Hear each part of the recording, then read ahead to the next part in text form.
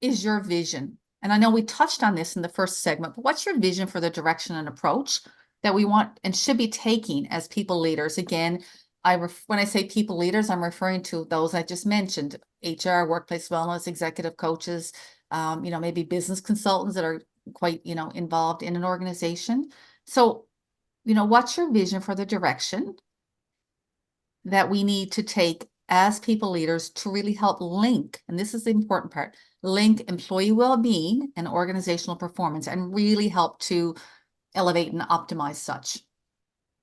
Talked about in the first interview, the concept of collaborative advantage keeps repeating itself in my head. Translating that into what the real currency is of value that we do together, which is giving a person the ability to do their best and brightest work with and for others in a collaborative form.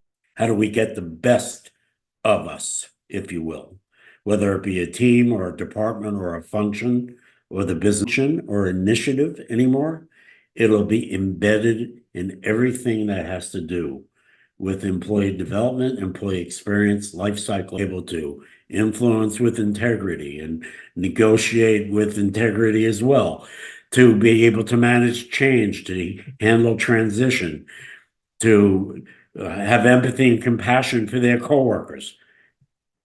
And I can list 30 items that are important as it pertains to skill and character for us to be. I think as people leaders, we have a good line of sight on that and what it means and how to make that happen within an organization. Not have the capacity, have the smarts and the brilliance to do this. Right.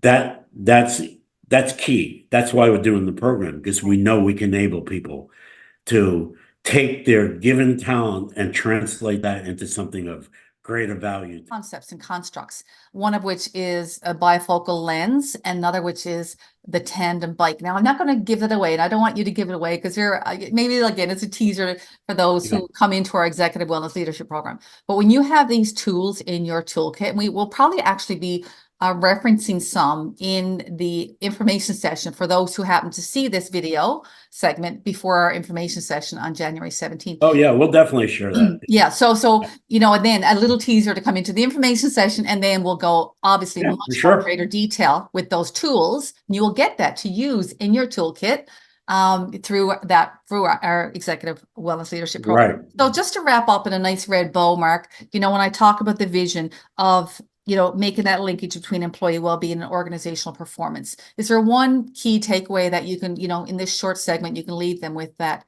will give them, our audience something to think about? I think the most important thing for people to think about in terms of having the largest impact for the future is for them to be a central team member in the organizational team and individual development design for the organization, as opposed to something people go to as you talked about earlier, I forgot the word that you used, an ancillary service, right? Or a good feel-good kind of support system. Mm-hmm. You guys are doing great jobs at offering all those programs. It's not changing the nature of that program. Where is it? Yeah. It's bringing it to the table so that people can see the quadruple value of that when it's defined in a way that is not programmatic, but thematic as it pertains to development and culture. Right. That's it really becomes, as we say in my book, infused in the culture, really the bedrock of the culture, right? And that's what we're ultimately. Back to that analogy I used earlier about the heartbeat. Right.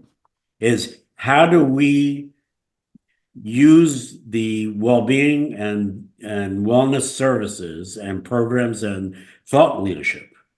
You want to think of yourself as a thought leader. Right. How do we pump the goodness of that into the veins and arteries of the organization so it's felt everywhere? Yeah, and then valued everywhere. To add to that, one of the big objectives, not only becoming a cultural ambassador of hybrid workplaces, which is one of the designations you'll get out of this program, a really critical one for these times, but also becoming that strategic business partner advisor. Now they're not just words.